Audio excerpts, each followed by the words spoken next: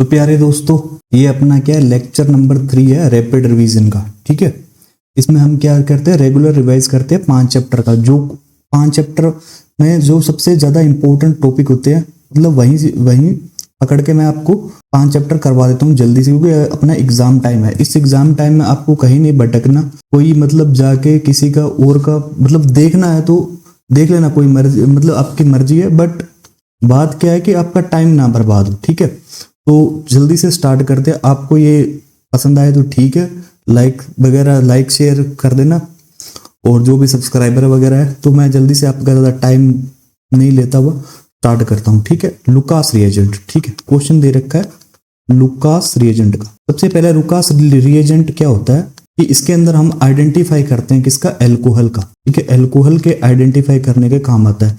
किस तरह से काम में यूज करते हैं इसको, कि कौन सा 1st डिग्री एल्कोहल है, कौन सा 2 डिग्री एल्कोहल है, कौन सा 3 डिग्री एल्कोहल है, ये इनको आइडेंटिफाई करता है। ठीक है, जो 3 डिग्री एल्कोहल है ना, वो लुकास रिएजेंट के साथ क्या करता है, जल्दी से रिएक्ट करता है। ठीक है, जल्दी से रिएक्ट, इंस्टेंट रिएक्ट करता है वो, और क्या कर देता है, एक ऑयली टर्बिडिटी बना देता है। Oily turbidity. ऑयली टर्बिडिटी क्या मतलब है, जब आप पानी के अंदर ऑयल डालते हो, ठीक है, तो एक अलग सा मिक्सचर बन जाता है। ठीक है, उसको ऑयली टर्बिडिटी बोलते हैं। ठीक है, और 2 डिग्री जो अपने पास एल्कोहल होते हैं ना, 2 डिग्री एल्कोहल ना टाइम लेते हैं लुकास रिएजेंट के साथ रिएक्ट करने में, तकरीबन 20 से 35 मिनट लेते हैं। वो डिपेंड करता है किसके, भाई रिएक्शन की कंडीशन कैसी है। यदि टेम्परेचर ज्यादा हो तो जल्दी रिएक्ट कर जाएगा, और जो 1 डिग्री एल्कोहल है, ठीक है, वो रिएक्ट ही नहीं करते लुकास रिएजेंट का। तो इस तरह से आइडेंटिफाई करके देता है कि कौन सा 1 डिग्री एल्कोहल है, कौन सा 2 डिग्री एल्कोहल है, कौन सा 3 डिग्री एल्कोहल है। और लुकास रिएजेंट होता है क्या है, ये भी इंपॉर्टेंट क्वेश्चन बन सकता है यहाँ पे। लुकास रिएजेंट होता है ZnCl2 प्लस HCl। ठीक है, इसका मिक्सचर होता है 1:1 मोलर रेशियो में होता है। ठीक है, नीट के अंदर तो कुछ भी, नीट या जेई के अंदर तो कुछ भी पूछ लेते हैं स्टेट बना के, तो इसलिए बता रहा हूँ। ठीक है, 1:1 मोलर रेशियो में होता है। ठीक है, और ये क्या होता है, एनहाइड्रस होता है, एनहाइड्रस। ठीक है, और ये क्या होता है, HCl क्या होता है, कंसंट्रेटेड HCl होता है। इसका 1:1 मोलर रेशियो का मिक्सचर होता है लुकास रिएजेंट। ठीक है, जो अपने को आइडेंटिफाई करवाता है एल्कोहल की। तो इसमें से 3D एल्कोहल कौन सा है, ऑप्शन 3 टिक करके आ जाना, ऑप्शन 3 आपका करेक्ट होगा। ठीक है, तो किस तरह से रिएक्ट करता है ये भी देख लेते हैं अपन। ये अपने पास 3 डिग्री एल्कोहल है। ठीक है, और ये SN1 रिएक्शन के साथ जाएगा। SN1 रिएक्शन में क्या होता है, SN1 रिएक्शन में क्या होता है कि कार्बोकेटाइन का फॉर्मेशन होता है। ठीक है, कार्बोकेटाइन का फॉर्मेशन होता है। ठीक है, कार्बोकेटाइन जो स्टेबल कार्बोकेटाइन होगा वो 3 डिग्री कार्बोकेटाइन सबसे ज्यादा स्टेबल होता है, फिर 2 डिग्री, फिर 1 डिग्री। ठीक है, तो 3 डिग्री कार्बोकेटाइन सबसे ज्यादा रैपिड और फास्टली रिएक्ट करता है। ठीक है, तो रिएक्शन किस तरह से होती है, यहाँ पे ले लिया मैंने लुकास रिएजेंट। लुकास रिएजेंट क्या होता है आपको बताया था, ZnCl2 और HCl। और ये क्या फॉर्मेशन कर देता है, यहाँ पर ये क्लोरीन आके यहाँ पे जुड़ जाती है, और एल्काइल क्लोराइड का फॉर्मेशन हो जाता है, एल्कोहल से एल्काइल क्लोराइड बन जाता है। ठीक है, और ये सबसे फास्ट किस में होता है, 3 डिग्री में, फिर 2 डिग्री में, फिर 1 डिग्री में, एल्कोहल में फास्ट होता है। तो लुकास रिएजेंट के बारे में क्या क्या बताया मैंने, लुकास रिएजेंट का मिक्सचर बता दिया एक तो। ठीक है, और ये एल्कोहल को आइडेंटिफाई करता है। 3 डिग्री एल्कोहल सबसे ज्यादा फास्टली रिएक्ट करते हैं, और रिएक्शन कौन सी होती है, SN1 रिएक्शन होती है। ठीक है, चलो अब नेक्स्ट क्वेश्चन दे रखा है कि यार आपको बॉइलिंग पॉइंट दे रखा है 3 मतलब पेंटेन के आइसोमर दे रखे हैं, और उनका बॉइलिंग पॉइंट के बारे में कुछ ऑर्डर दे रखा है। ठीक है, एन पेंटेन कुछ इस तरह से दिखता है। ठीक है, आइसोपेंटेन कुछ इस तरह से दिखेगा। ठीक है, 1 2 3 4 5। ठीक है, और नियोपेंटेन कुछ इस तरह से दिखेगा। ठीक है, अब यहाँ पे आप एक गोला बनाना स्टार्ट कर दो, इसको घेर के गोला बनाना स्टार्ट कर दो, बना दिया, इसको घेर के गोला बनाना स्टार्ट कर दो। ठीक है, और इसको घेर के गोला बनाना स्टार्ट कर दो। ठीक है, तो क्या होता है कि ये होती है एक चेन फॉर्म होती है, चेन फॉर्म में आ गया, और ये स्फेयर फॉर्म में आ गया, स्फेयर फॉर्म। इसको अपन मान सकते हैं इक्लिप्स आ गया, बीच में आ गया इन दोनों के। तो मानो देखो यार कि मैंने 3 बीकर लिए, ठीक है, और इनके नीचे लगा दिया मैंने बर्नर, यानी कोई भी हीटिंग ऑब्जेक्ट लगा दिया। ठीक है, इसको हीट किया मैंने। इसमें मान लो मेरे पास क्या है, चेन फॉर्म है, ये लो चेन फॉर्म बना दी मैंने। इसको मान लो आप क्या बनना है, पेंटेन मान लो, एन पेंटेन। ठीक है, और इसमें डाल दिया मैंने पेंटेन डाल दिया, तो कुछ इस फॉर्मेशन में होगा, कुछ ऐसा था। ठीक है, और इसके अंदर डाल दिया मैंने नियोपेंटेन, जो कि गोला हुआ एकदम। ठीक है, तो सेकंड स्टेट में क्या दे रखा है कि when branches increase the molecule attain A sphere. बिल्कुल सही बात है, जब भी ब्रांच इंक्रीज होती है तो ये स्फेयर फॉर्म में आने लगती है, मैंने बता दिया आपको। The result is smaller surface area. देखो सरफेस एरिया क्या होता है कि चेन का सरफेस एरिया सबसे ज्यादा होगा। अब इसका सरफेस एरिया सबसे ज्यादा है, ठीक है, एक चेन फॉर्म है मान लो, ठीक है, इसका सरफेस एरिया, ये नीचे वाला एरिया सबसे ज्यादा होगा, और ये नीचे वाला एरिया सबसे ज्यादा होगा, तो ये एक लेयर को और जल्दी टाइटली पकड़ के रखेगा। इसके नीचे एक और लेयर होगी, वो इसे ज्यादा टाइटली पकड़ के रखेगा, ठीक है। और यदि ये इस फॉर्मेशन में, ठीक है, गोले की फॉर्मेशन में, तो इसका सरफेस एरिया तो बहुत कम हो गया ना, कॉन्टैक्ट एरिया, ये तो बचा रहेगा, ये जगह तो बची रहेगी खाली, तो इसका सरफेस एरिया क्या हो रहा है, डिक्रीज हुआ, सरफेस एरिया डिक्रीज हो गया, ठीक है। The result is smaller surface area contact due to this intramolecular force, ठीक है। अब देखो इंट्रामोलिकुलर फोर्स क्या होगा, इंट्रामोलिकुलर फोर्स होते हैं लंदन फोर्स, ठीक है, लंदन फोर्स। अब लंदन फोर्स क्या होते हैं कि जिसका सबसे ज्यादा सरफेस एरिया होगा, सरफेस एरिया मोर, उसका क्या होगा, बॉइलिंग पॉइंट ज्यादा होगा।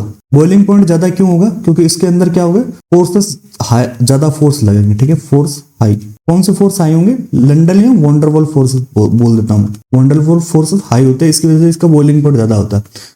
लोअरिंग द बॉइलिंग पॉइंट, इसमें क्या है, स्फेरिकल मॉलिक्यूल आर वीक, बिल्कुल सही बात है, मैंने बताया था ना, स्फेरिकल मॉलिक्यूल कॉन्टैक्ट यानी सरफेस एरिया बहुत कम होता है, इसलिए वो मतलब वीकली एक दूसरे को पकड़ के रखते हैं, ठीक है। तो बॉइलिंग पॉइंट पे भी फर्क पड़ता है। तो स्टेटमेंट क्या हो गया, 4 करेक्ट आ गया अपने पास, स्टेटमेंट 4 करेक्ट। इस चैप्टर में इस क्वेश्चन में मैंने क्या क्या बताया कि चेन का जो होता है, ठीक है, चेन फॉर्म होती है, ठीक है, उसका सरफेस एरिया ज्यादा होता है, उसका बॉइलिंग पॉइंट भी ज्यादा होता है। और जिस ब्रांचिंग बढ़ती गई, ठीक है, ब्रांचिंग बढ़ने के साथ साथ क्या होता है, मॉलिक्यूल ज्यादा स्फेयर हो जाता है, ज्यादा स्फेयर होने की वजह से उसका सरफेस एरिया डिक्रीज होता है, सरफेस एरिया डिक्रीज होता है तो बॉइलिंग पॉइंट भी डिक्रीज होगा, ठीक है। ये इसकी समरी थी। चलो अब नेक्स्ट क्वेश्चन पे आते हैं। यहाँ पे दे रखा कि एनिलीन क्या होता है भाई, एनिलीन होता है बेंजीन के ऊपर NH2 लगा होता है, ये होता है एनिलीन। यहाँ पर क्या होता है, 2 लोन पेयर होता है, ठीक है, इसके पास। तो ये फ्रीडल क्राफ्ट नहीं देता, does not undergo Friedel craft reaction, इसका अपने को आंसर बताना है, ठीक है, ये क्यों नहीं देता, ठीक है। तो फ्रीडल क्राफ्ट होती क्या है कि, चलो ठीक है, मैंने एक बेंजीन ले ली, ठीक है, ये होती है फ्रीडल क्राफ्ट रिएक्शन। और क्या ले लिया, एक CH3Cl ले लिया, ठीक है, और क्या ले लिया मैंने, AlCl3। ये क्या होता है, लुईस एसिड होता है, लुईस एसिड होता है। अब लुईस एसिड और लुईस बेस क्या होता है, लुईस एसिड होते हैं जो इलेक्ट्रॉन लेते हैं, सिंपल भाषा में जो इलेक्ट्रॉन लेते हैं। और लुईस बेस क्या होते हैं, इसका उल्टा हो जाएगा, लुईस बेस जो हो गए जो इलेक्ट्रॉन देते हैं, ठीक है। अब आप ये बताओ कि AlCl3 लुईस एसिड क्यों है, ठीक है। देखो AlCl3 की स्ट्रक्चर कुछ इस तरह से होती है, 3 क्लोरीन, ठीक है, 3 क्लोरीन है, तो इसके पास एक बॉन्ड में 2 इलेक्ट्रॉन होते हैं, ठीक है, 2 2 4 और 2 6 इलेक्ट्रॉन हो गए टोटल, इसके पास 6 इलेक्ट्रॉन। और अपने को स्टेबिलिटी पाने के लिए क्या क्या चाहिए होते हैं, 8 इलेक्ट्रॉन चाहिए, तो इसको 2 इलेक्ट्रॉन और चाहिए, ठीक है, 2 इलेक्ट्रॉन और चाहिए, तभी तो ये स्टेबल हो पाएगा AlCl3, इसलिए इसको इलेक्ट्रॉन की हमेशा कमी होती है, ठीक है, इलेक्ट्रॉन डेफिशिएंट होता है ये, इलेक्ट्रॉन डेफिशिएंट, ठीक है, क्योंकि इसका ऑक्टेट कंप्लीट नहीं होता। यहां से ऑक्टेट के भी क्वेश्चन आते हैं, तो AlCl3 का ऑक्टेट कंप्लीट नहीं होता, ठीक है। तो ये क्या करेगा भाई, हाँ अपन चलते हैं फ्रीडल क्राफ्ट रिएक्शन में। क्या होता है कि एल्काइलेशन, मतलब एल्काइल जुड़ जाता है, यहाँ पर बेंजीन के ऊपर CH3 जुड़ गया, ठीक है, इसको टोलुइन बोलते हैं, ठीक है। यहाँ पर एक हाइड्रोजन भी होता है, ठीक है, सब पे हाइड्रोजन नहीं होता, सभी एक एक हाइड्रोजन भी होता है यहाँ पे, ठीक है। क्वेश्चन तो बहुत सारे तरीके के बन सकते हैं, सिग्मा पाई भी काउंट करवा सकता है बेंजीन में, कितने सिग्मा है कितने पाई, ठीक है, वो अलग बात है, बाकी अपन इस पे फोकस करते हैं, ठीक है। तो यहाँ से क्या होगा कि ये मतलब HCl बन गया, ठीक है, HCl, यहाँ से ये Cl निकल गया, यहाँ से H और Cl निकल गया, और यहाँ पे ये CH3 यहाँ पे आके जुड़ गया, ठीक है। ये होती है फ्रीडल क्राफ्ट रिएक्शन। तो एनिलीन क्यों नहीं देता, एनिलीन मैंने बताया ना, ठीक है। एनिलीन क्या है, ये इलेक्ट्रॉन क्या होता है, इसके पास फ्रीली इलेक्ट्रॉन होते हैं, तो ये फ्रीली इलेक्ट्रॉन क्या कर देता है, इलेक्ट्रॉन दे देता है, ठीक है। ये क्या करता है, लुईस बेस की तरह काम करता है, लुईस बेस, क्यों, इसके पास फ्री इलेक्ट्रॉन है और ये इलेक्ट्रॉन इसको देने हैं, ठीक है। और AlCl3 क्या है अपने पास, लुईस एसिड होता है। इसकी यदि मैं फ्रीडल क्राफ्ट रिएक्शन करना चाहूँ तो होगी नहीं, ठीक है, AlCl3, ठीक है, इसको इलेक्ट्रॉन चाहिए। अभी एक को बॉन्ड को तोड़ के इलेक्ट्रॉन निकालना, एक अपने पास फ्री इलेक्ट्रॉन पड़े उनसे निकालना, कहां से इजी होगा, जहां से फ्री होंगे वहीं से। तो ये इलेक्ट्रॉन ऑक्टेट अपने यहां से कंप्लीट कर लेगा, तो अपने पास एक सोल्ट का फॉर्मेशन हो जाएगा, ठीक है, इस तरह से एक सोल्ट का फॉर्मेशन हो जाएगा अपने पास। और ये बॉन्ड तो टूटा ही नहीं, तो इसलिए एल्काइलेशन तो होगा ही नहीं। और ये सोल्ट क्या होता है, इनएक्टिव होता है, इनएक्टिव, क्योंकि ये लुईस बेस है और ये क्या है, लुईस एसिड है, लुईस एसिड। और एसिड और बेस मिलकर क्या बना लेते हैं, सोल्ट बना लेते हैं। तो ये इसलिए क्या करता है, ये फ्रेडल क्राफ्ट एल्काइलेशन रिएक्शन नहीं देता, ठीक है। और सेकंड इसने क्या दे रखा है कि गैब्रियल सिंथेसिस दे रखा है, ठीक है। थोड़ा इरेज कर लेता हूं इसको, ठीक है। Aniline can not be prepare by Gabriel synthesis, ठीक है।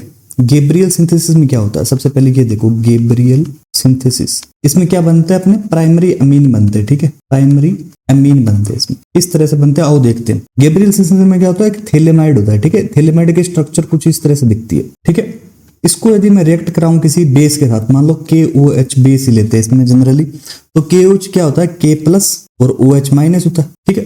तो ये OH माइनस क्या करेगा, यहाँ से हाइड्रोजन निकाल लेगा, ठीक है। यहाँ से हाइड्रोजन निकाले तो ये बचे हुए इलेक्ट्रॉन इस पे आगे, तो आगे कुछ इस तरह से फॉरवर्ड करेगा, ठीक है। E डबल बॉन्ड O, ठीक है। ये इलेक्ट्रॉन लगे तो यहाँ पर N पे माइनस आ गया, ठीक है। और यहाँ पर इसको स्टेबल होने के लिए यहाँ पर K प्लस भी आ गया, ठीक है। और क्या निकल गया अपने पास, माइनस H2O निकल गया, ठीक है। अब क्या होगा कि अब अपन रिएक्ट करवाते हैं किसके साथ, अब अपन रिएक्ट करवाते हैं एल्काइल क्लोराइड, ठीक है। RX के साथ रिएक्ट करवाते हैं। देखो कि ये RX में X की इलेक्ट्रोनेगेटिविटी ज्यादा है तो इस पे डेल्टा नेगेटिव आएगा, इस पे डेल्टा पॉजिटिव आएगा, ठीक है। अब ये नेगेटिव वाला इस पे पॉजिटिव पे अटैक कर देगा, ठीक है। तो कुछ इस तरह से बन जाएगा अपने पास, कंडीशन कुछ इस तरह से होगी, ठीक है। और माइनस में क्या हो गया, KX, ये निकल गया, ठीक है। अब अपने क्या करते हैं, इसको वाटर के साथ क्या करवाते हैं, रिएक्ट करवाते हैं। वाटर दो मोल H2O ले लेता हूं, ठीक है। HOH, ठीक है। तो क्या होगा कि ये यहां से टूट के ये अलग हो जाता है पोर्शन वाला, ठीक है। तो क्या बना लेगा, RNH2, ठीक है। ये वाला ये अलग हो गया, ठीक है। ये क्या हो गया, RNH2 बना लिया। और RNH2 क्या है, एक प्राइमरी अमीन है, ठीक है। प्राइमरी अमीन है। और बचा हुआ क्या बना ले, ये OH बच गया यहाँ पर, तो ये कुछ लास्ट में कुछ इस तरह से एसिड का फॉर्मेशन हो जाएगा, COOH, ठीक है। इसको बोलते हैं अपन गैब्रियल सिंथेसिस बोलते हैं, ठीक है। और गैब्रियल सिंथेसिस में प्राइमरी अमीन का फॉर्मेशन होता है। अब एनिलीन क्यों नहीं बनता इसके अंदर, मान लो यहाँ पर मैं R की जगह पे कुछ और ग्रुप मतलब एनिलीन बनाने के लिए मुझे कुछ इस तरह से लेना पड़ता, RX की जगह पे एक बेंजीन और Cl लेना पड़ता, ठीक है। R और ये X, ठीक है। R की जगह पे ये लेना पड़ता और Cl की जगह पे X की जगह पे ये लेना पड़ता, जहां पर RX लिया मैंने, ठीक है। अब ये देखो आप कि RX की स्ट्रक्चर देखो आप, यहाँ पे क्या होगा, कोई X होगा, ठीक है। यहाँ पे फ्री इलेक्ट्रॉन होंगे, X के पास मतलब हाइड्रोजन के पास तो 7 इलेक्ट्रॉन होते हैं, एक इलेक्ट्रॉन इसने बॉन्ड कर लिया तो 6 इलेक्ट्रॉन इसके पास फ्री होंगे। और जो ये बचे हुए इलेक्ट्रॉन ना, ये क्या कर देते हैं, रेजोनेंस में आ जाते हैं, ठीक है।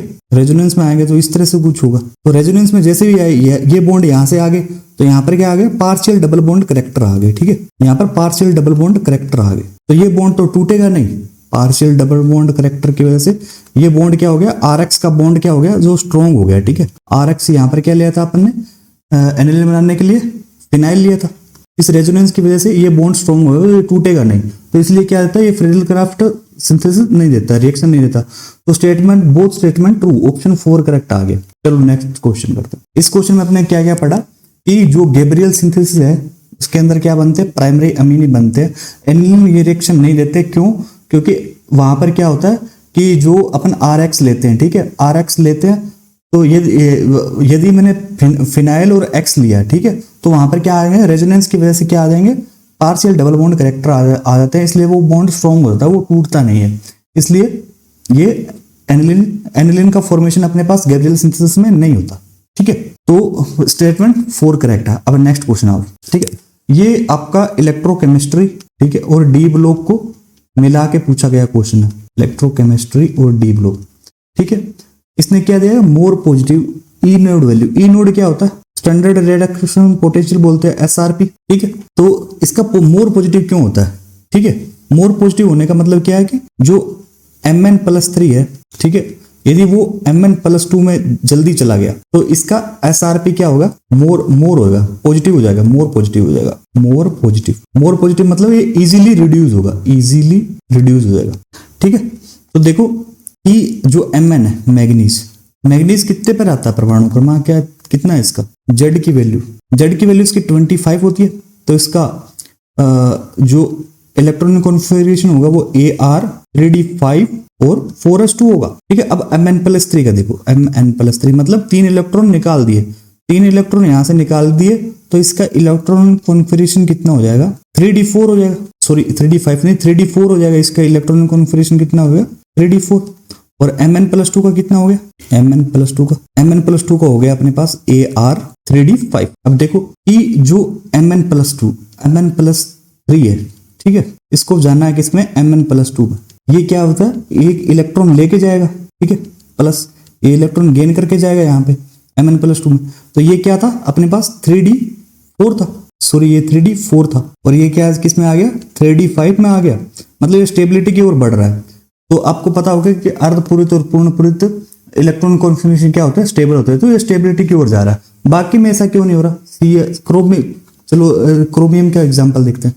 क्रोमियम का इलेक्ट्रॉन कॉन्फिगरेशन कितना होगा, आर्गन 3d5 होता है ना इसमें, 3d5 4s1, ठीक है। जिसको नहीं पता इसका इलेक्ट्रॉन कॉन्फिगरेशन थोड़ा सा क्या था, डिफ्लेक्ट होता है, 3d5 4s1।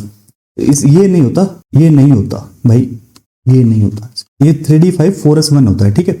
अब Cr+3 में देखो कितना होगा, Cr+3 का इलेक्ट्रॉन कॉन्फिगरेशन देखे तो आर्गन, ठीक है, और 3d3, ठीक है, 3 इलेक्ट्रॉन निकलने के बाद ये होगा। Cr+2 का कितना हो गया, आर्गन 3d4, सॉरी 3d4 यही होगा। तो अब देखो Cr+3 को जाना है किसमें, सॉरी Cr+3 को जाना है किसमें, Cr+2 में। तो ये एक इलेक्ट्रॉन गेन करेगा, ठीक है, और Cr+2 में चला जाएगा। Cr+3 का इलेक्ट्रॉन कॉन्फिगरेशन कितना, 3d3, और यहाँ पर कितना हो गया, 3d4। तो ये ज्यादा स्टेबिलिटी कहाँ गेन कर पाया, ये 3d5 होता तो मान लेते भाई जल्दी से चला जाता, पर ये तो 3d4 बन रहा है, ये मतलब स्टेबल नहीं हो पा रहा, ठीक है। अब देखो कि फेरस में देखो, फेरस कितने पे आता है, 26 पे आता है, तो इसका इलेक्ट्रॉन कॉन्फिगरेशन कितना होगा, 3d6 4s2 होता है, ठीक है। और Fe+3 में इसका कॉन्फिगरेशन कितना हो गया, 3d5 हो गया। और Fe+2 में, सॉरी ये प्लस है, Fe+2 में इसका इलेक्ट्रॉन कॉन्फिगरेशन कितना हो गया, 3d6 हो गया, ठीक है। अब इसको 5 से 6 में जाना है, ये तो नहीं हो पाएगा। 5 से 6 क्या होता है, ये 5 वाला ज्यादा स्टेबल होता है 3d5, क्योंकि ये आधा भरा हुआ है, ठीक है, तो ये और नहीं जाएगा, ठीक है। तो इसलिए क्या होता है, जो इसका स्टैंडर्ड रिडक्शन पोटेंशियल क्यों पॉजिटिव होता है, इसलिए पॉजिटिव होता है क्योंकि D4 से D5 में जा रहा है। तो ऑप्शन 2 करेक्ट आएगा, ऑप्शन 2। और इसका स्टैंडर्ड रिडक्शन पोटेंशियल ज्यादा होने का मतलब क्या है, ये इजीली रिड्यूस हो पाएगा, इजीली रिड्यूस हो पाएगा, ठीक है। इसका SRP पॉजिटिव होता है ज्यादा, उसका क्या होता है कि वो इजीली रिड्यूस होता है। नेक्स्ट क्वेश्चन आओ, नेक्स्ट क्वेश्चन में क्या रखा है, some of solid substance change solid to vapour. देखो यार, एक आपने कपूर सुना होगा, ठीक है, घरों में यूज करते हैं कपूर, हवन में यूज करते हैं, ठीक है। अनिल कपूर में कपूर होता है, ठीक है। कपूर में क्या होता है कि अपन जब इसको हवन में डालते हैं, हवन में क्या होती है, आग होती है, बिल्कुल आग होती है, हवन चल रहा है मान लो, ठीक है। इसमें मैंने डाल दिया कपूर, ठीक है। कपूर क्या होता है, सॉलिड होता है जी, ये सॉलिड होता है। और अपने पास क्या दिखेगा, धुआं दिखेगा, मतलब गैस में चेंज हो गया। तो सॉलिड से इस प्रोसेस को क्या बोलते हैं, मतलब प्रोसेस तो ये मानी जाती है ना, सॉलिड से पहले जाएगा, फिर लिक्विड में जाएगा, ठीक है, फिर किस में जाएगा, गैस में। पर ये सॉलिड से डायरेक्ट गैस में जा रहा है, सॉलिड से डायरेक्ट गैस में जा रहा है। सॉलिड से डायरेक्ट गैस में जाने की प्रोसेस को क्या बोलते हैं हम, सब्लिमेशन बोलते हैं, सब्लिमेशन। उसने पूछा क्या, प्रिंसिपल नोन एज, हाँ इस प्रिंसिपल को क्या बोलते हैं, सब्लिमेशन। ऑप्शन फर्स्ट करेक्ट हो गया, option first correct. Next question आओ, नेक्स्ट क्वेश्चन क्या, इसी क्लास में अपन इतना ही करेंगे, मैं आगे जल्दी डालने की कोशिश करूंगा क्योंकि इसकी डिमांड ज्यादा है। तो आपको सेशन पसंद आए या ना आए, ठीक है, आपको पढ़ना है फोकस से। और मेरी बात सुनो, आपके पास ज़्यादा टाइम नहीं है, ठीक है, और ज़्यादा टाइम नहीं है तो टाइम नहीं बर्बाद करना। लाइव लेक्चर पे जाके अपन क्या कमेंट वगैरह करोगे तुम लोग, ठीक है, तो वो सब नहीं करना, अपने को फोकस करना है जो जहाँ से अपन हाईएस्ट नंबर मार्क्स गेन कर सके। और मैं ये सीरीज लेके आया हूँ इसलिए क्योंकि आपका ज़्यादा से ज़्यादा बेनिफिट या फायदा हो सके। आपको पसंद है, जो भी डाउट हो तो कमेंट में डाल देना, ठीक है। कमेंट में डालने से क्या होगा कि मैं उसी पे मतलब उस टॉपिक को अपन मेरे को मोटिवेशन वगैरह मिल जाएगा थोड़ा बहुत, और मेरे को ये भी आइडिया हो जाएगा बच्चों को क्या चाहिए, ठीक है। तो बाय, अगले लेक्चर में मिलते हैं।